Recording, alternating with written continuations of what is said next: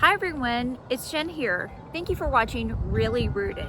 Today we're going to be talking about the circle garden, and we're going to be talking about buying plants and planting them with intention, which is something that I've gotten kind of sidetracked on. Last year the circle garden was the first area in my yard that I became serious about planting, and I just wanted to fill it with plants. And my intention was just anything I liked and I wanted to see, I put it in that garden. But now it's it's taken some shape and it looks more like a tropical garden. Now I'm over here in a different area simply because the sun is so bright today. So first of all, I'm going to show you the circle garden. So right down here is a circle garden, and let's go get a closer look at what we've got going on here. So these hollyhocks I planted from seed last year. Although they were lovely when they first came up, now they have a fungus. It's called rust fungus. Colors on these look better. They look quite beautiful. But again, they have the rust fungus, and also they're just not suited for this area. Hollyhocks are more of a cottage garden look, more of a traditional English countryside garden, and they're not really suited for a tropical garden. So we're going to take these out. I am going to keep the clematis here. I think the clematis does look like a tropical plant. And these elephant ears, we planted these last year. And then I do have this viburnum. This viburnum is the same variety that was planted in the four corners of the pool.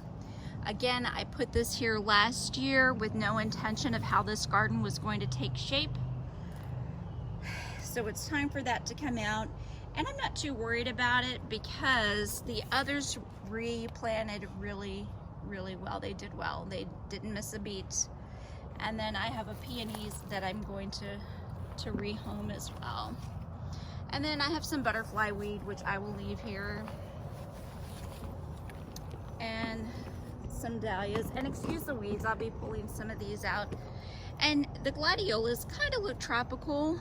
Look at the dahlia, how beautiful this is.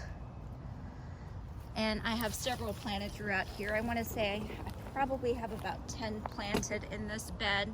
Some of them are on the smaller side because they're not getting a whole lot of sun. But once we get these hollyhocks out and get some of this other stuff out, I think that will give them more room, and then I will be planting a few other items in this bed. So let's get started by removing the hollyhocks.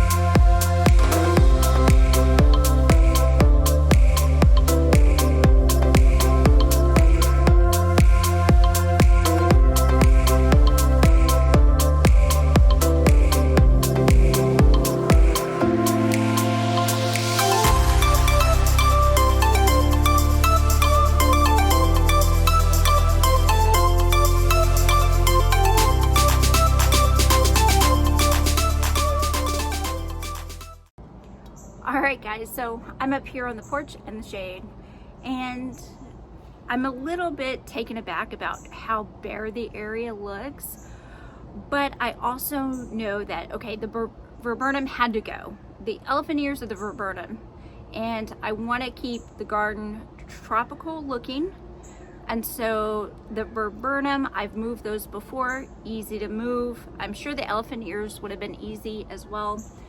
But the style of the garden, I want to keep it a tropical garden. So I know that. So the viburnum was easy to move, and it cleared out a lot of space, and it's going to give those elephant ears more room to thrive. Also, the hollyhocks. I had never grown hollyhocks before. When I scattered the seed last year, I didn't have the intention for what I wanted the garden to be at that time. I was just kind of planting things I liked, experimenting with things, and it's okay to do that. But these were looking a little worn out. They had some rust on them, and they just didn't look good. They didn't suit the space. Now I'm going to try some hollyhocks in my front area garden, which is more of a cottage traditional garden, but for this bed they didn't go well. And then also the peony. The peony wasn't thriving there. It didn't bloom. This particular one didn't bloom this year. So I thought, you know, it's time to move it. It's not happy living there. So always ask yourself, is my plant happy living in the space? Am I happy with the plant living in the space? And if not, you got to change it. And it may be a little bit difficult and a little bit scary, but change is sometimes good, even though it can be a little bit difficult and a little bit scary. Thank you guys for watching. Thank you for your support, and I'll see you next time. Bye.